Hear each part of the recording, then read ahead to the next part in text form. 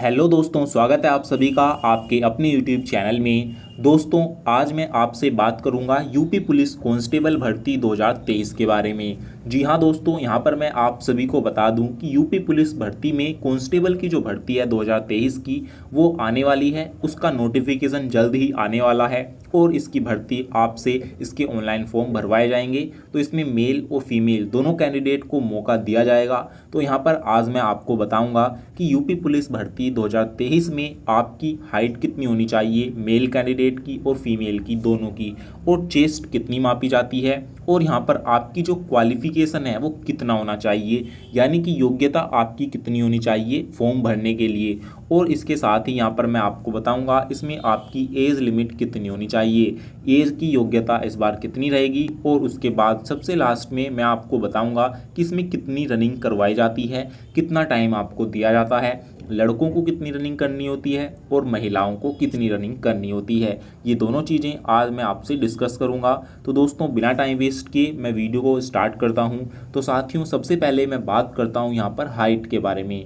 Height के बारे में दोस्तों बात करूं तो यहाँ पर जो आपकी हाइट रहती है वो मेल की अलग रहती है और फीमेल की अलग रहती है। तो यहाँ पर मैं सबसे पहले बताऊंगा फीमेल के बारे में। तो जितने भी फीमेल कैंडिडेट हैं, जितनी भी महिलाएं हैं, उनकी जो यहाँ पर हाइट रहती है वो 152 सेंटीमीटर रहती है। अगर आप लड़की हैं, आप फीमेल हैं, तो आपकी जो हाइट है यहाँ पर 152 सेंटीमीटर होनी चाहिए। और ये जो हाइट है वो ओबीसी, एससी और जनरल कैटेगरी तीनों कैंडिडेट की यहाँ पर सेम ही रहती है। बस एसटी कैंडिडेट को छूट मिलती है, जो एसटी कैटेगरी में है। जितनी भी महिलाएं एसटी कैटेगरी में हैं, यूपी से हैं, तो उनकी जो यहाँ पर हाइट है वो 147 सेंटीमीटर अगर है तो भी आप इसके फॉर्म को अप्लाई कर सकते हैं। कोई भी दिक्कत यहाँ पर आपको नहीं होगी। तो अब बात करते हैं यहाँ पर मेल कैंडिडेट की। मेल की हाइट कितनी होनी चाहिए? तो यहाँ पर जितने भी लड़के हैं, जितने भी बॉयज़ हैं, उनकी जो हाइट है वो 168 सेंटीमीटर 168 सेंटीमीटर होनी चाहिए। और यहाँ पर जितने भी एसटी कैटेगरी के मेल हैं, उनकी जो यहाँ पर हाइट है वो 160 सेंटीमीटर होनी चाहिए। तो अगर आपकी इतनी हाइट है तो आप इसके लिए अप्लाई कर सकते हैं। 168 सेंटीमीटर जो है वो जनरल, ओबीसी और एससी कैटेगरी के लड़कों की हाइट होनी चाहिए। केवल एसटी कैंडिडेट को ही हाइट में छूट दी गई है। तो ये हो गया यूपी पुलिस कांस्टेबल भर्ती में हाइट का क्राइटेरिया। अब बात करते हैं दोस्तों चेस्ट की। तो चेस्ट ओनली मेल कैंडिडेट की ही मापी जाती है, फीमेल की चेस्ट मेजरमेंट नहीं होता है। तो यहाँ पर यूपी पुलिस में जो सभी लड़कों की चेस्ट होनी चाहिए वो बिना फुलाने पर 79 सेंटीमीटर 79 सेंटीमीटर, और फुलाने पर 5 सेंटीमीटर का फुलाव होना चाहिए, 84 फूलनी चाहिए। तो 5 सेंटीमीटर का फुलाव आपका यूपी पुलिस भर्ती में होना चाहिए।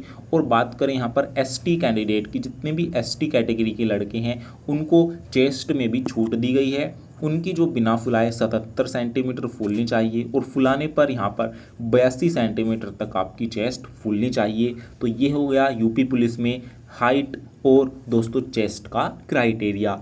अब देखते हैं यहाँ पर क्वालिफिकेशन, आपकी योग्यता कितनी होनी चाहिए। तो दोस्तों, अगर आपने ऑल ओवर इंडिया से 12th पास कर रखा है, कहीं से भी, किसी भी बोर्ड से, किसी भी यूनिवर्सिटी से, कहीं से भी 12th पास कर रखी है किसी भी सब्जेक्ट से, तो आप इसके लिए अप्लाई कर सकते हैं। कोई भी टेंशन लेने वाली बात नहीं है।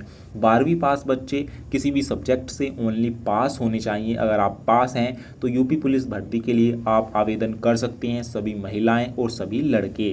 तो ये हो गया यहाँ पर क्वालिफिकेशन। अब देखते हैं दोस्तों सबसे इम्पोर्टेंट एज लिमिट के बारे में।